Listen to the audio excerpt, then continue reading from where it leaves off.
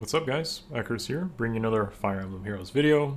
As most of you know, today's video is going to feature the upcoming Bridal Banner video with a should you pull analysis focused on the Harmonized Roy here, plus Eliwood, and of course I'll share the community's thoughts and opinions, which was covered on the votes on the community channel. So a lot to cover through this video. I'll try to give you guys some impressions in detail as to what I think about Roy, where he stands in the current metagame. Is he really worth your orbs? I'd probably say most of you already know that this isn't a very appealing banner, but that's probably a good thing. A good opportunity to skip and save your orbs is never something bad. However, I will give the due diligence. That is always what I do through these banners and provide you guys all that information. So maybe if you do get him or spark for him, then you'll know what to do with him, of course.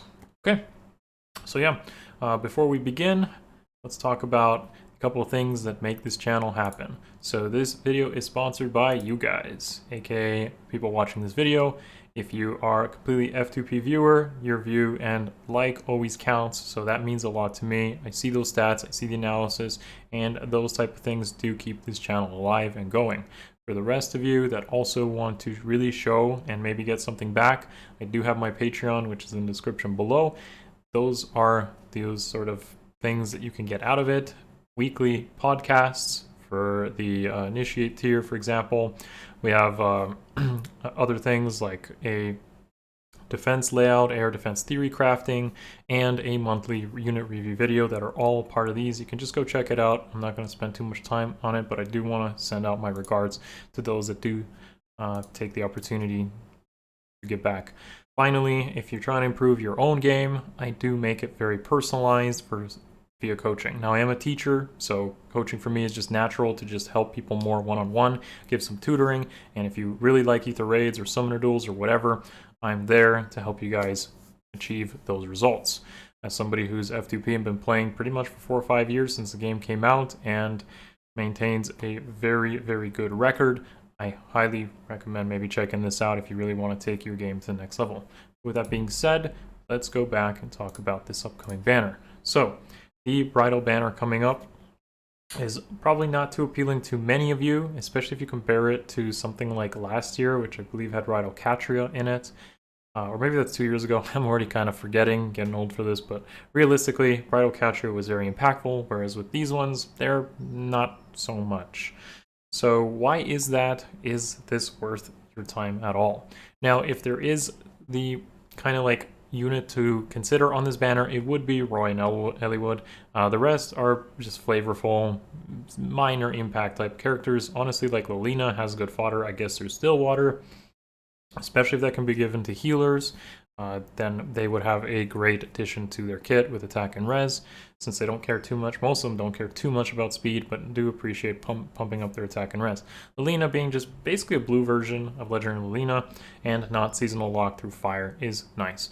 Sophia and Cecilia aren't really worth talking about. They can do some things, but honestly, I'm not really going to spend time on that at all. So if you like Roy and Eliwood, this is a banner to consider, but maybe you can just wait until a double special in the future and he comes back. And for those of you that are really patient, he might even just show up on future kind of like seasonal type events and whatnot. So really not urgent by any means. I'd say most people are likely going to be just skipping here. In more detail though, let's go into his stats. Let's go into a more further analysis. And if you forgot, of course, with the weapons and skills he comes with, I'm going to talk about that all here. So Roy and Eliwood are a green Axe Cavalry. There are quite a few of these already that kind of can do something similar. Most notably, the best comparison I can give is Summer Shida. I talked about this in my impressions video from yesterday, and he has more attack than Shida, but the niche is a little different. So he has a slaying weapon, the blazing polearm. He has the 2-movement canto, and it's meant to be like anti-dragon, anti-beast, and more with like human synergy. I'm going to cover some allies later in the video that you could pair him up with, but I do think he stands out uniquely from the other Green Axe Cavs, and even just other Cavs in general. Like, being a Green Axe Cav, he's going to have different matchups than someone like Brave Erica, or Regan, or Legendary Sigurd, but he is very close to something like Oder and Summer Shida. There is also Harmonized Veronica, which is a thing. But realistically, I do think Roy is different from all of them in one way or another. Now, having a slaying weapon is a big boon because it does make him a great Gale Forcer, and as we'll see through the rest of his kit, this is great. Having the effectiveness against beasts and dragons is also pretty nice when you have pretty relevant type stuff like Adun, Ascended Aduns, who don't care about armor slaying, but definitely care about dragon slaying. Stuff like Tiki, Halloween Myrrh, even though they might not have the greatest matchup against something like Halloween Myrrh, but dragons do exist quite a bit, and beasts as well, even with like Rhea being released as well recently. Again, dragon, armor. You either, most of the most impactful ones, except maybe Brave Hector, are going to be like armored or dragon or beast or something of that nature.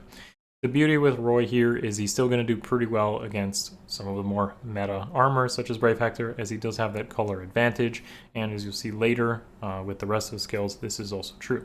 Now, the Harmonized skill is something I also want to mention as being of great benefit here. I think it might have been a little underappreciated, but if you do play Summoner Duels, then the Harmonized skill might be pretty relevant to you.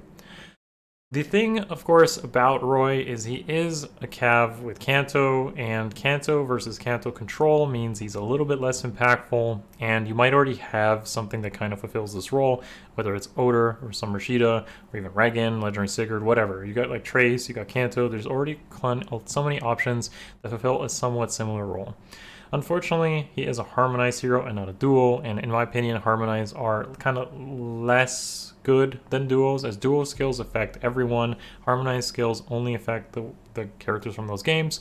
However, FE6 and FE7 are quite relevant type games when it comes to some of the meta units, and I'll show you later, of course.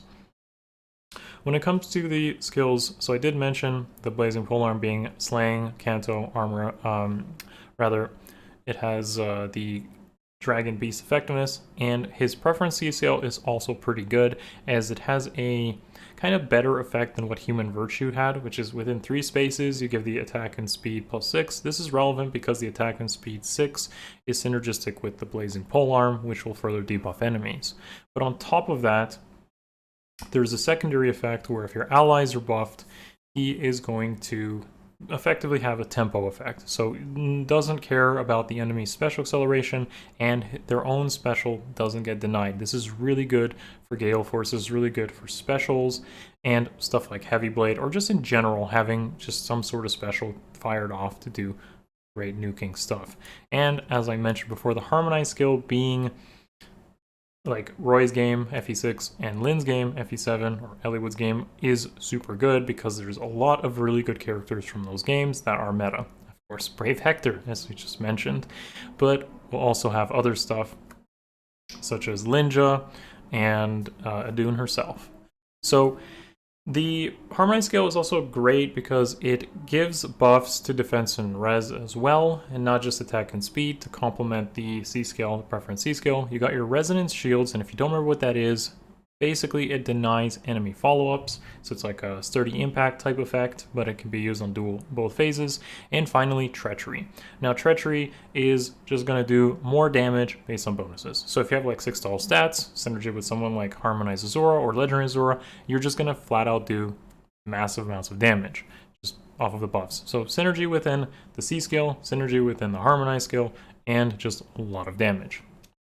Hopefully this covers some pretty initial details here, but if you're already kind of unsure how you should be building him, then I'm going to share that right here, which is the, of course, Gale Force type builds. So as somebody who's been using some Rashida quite often, and a little bit less so now because of Medusa existing, but we have Gale Force Hit and Run, which he'll do pretty well.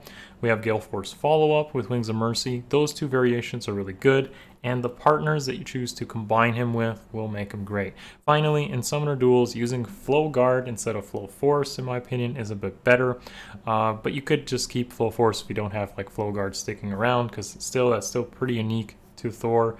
So either way, the best ways you're going to use Roy here is to do massive nuke type damage, Gale Forcing, and that's where he's going to fit in really well.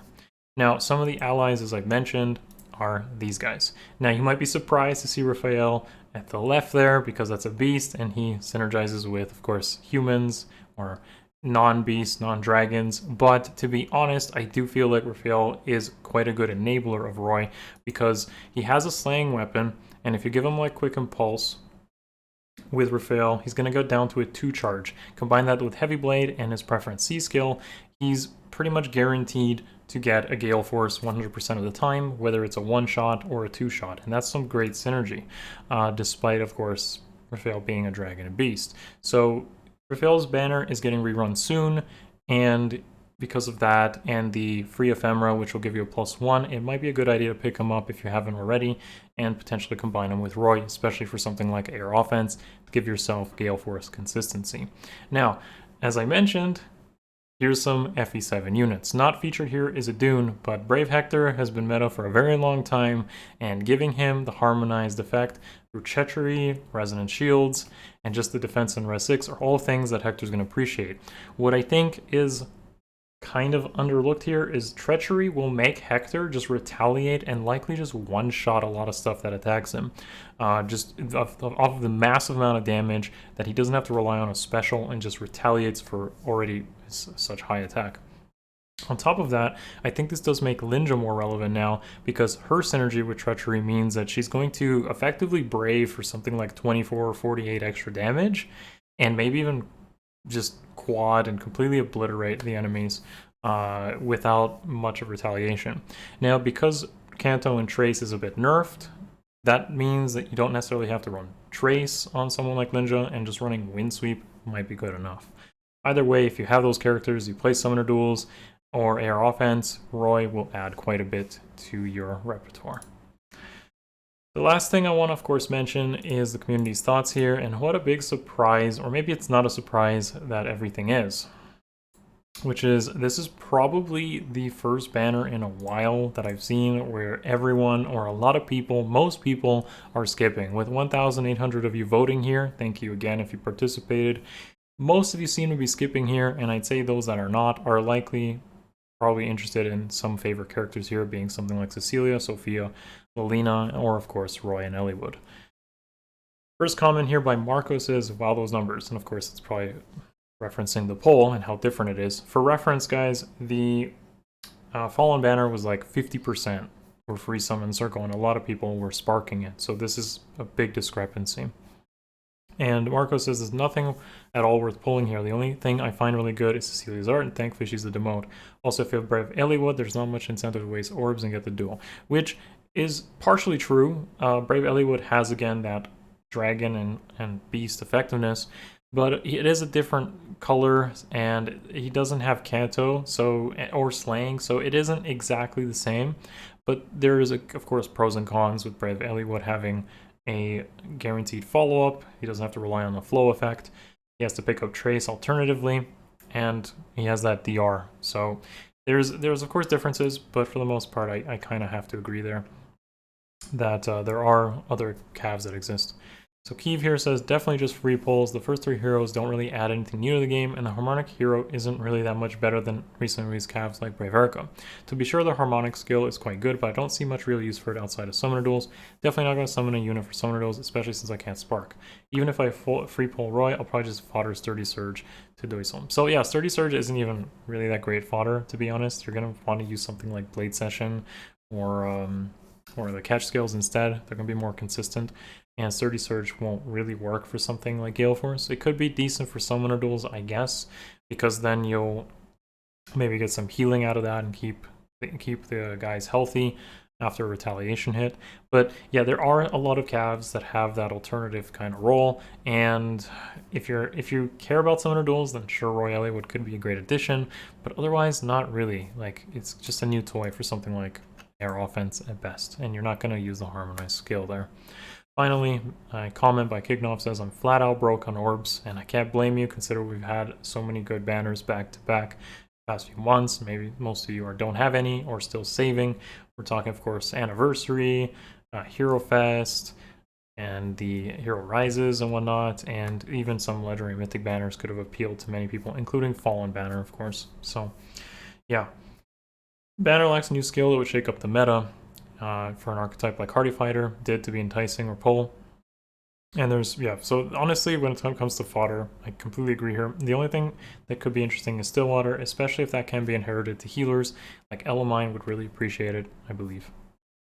And that basically covers everything, folks. I'm I'd say that most of you are likely not too interested with this banner, but I'm still here to give you guys that information you need to at least know about the banner and share how impactful this may or may not be for you.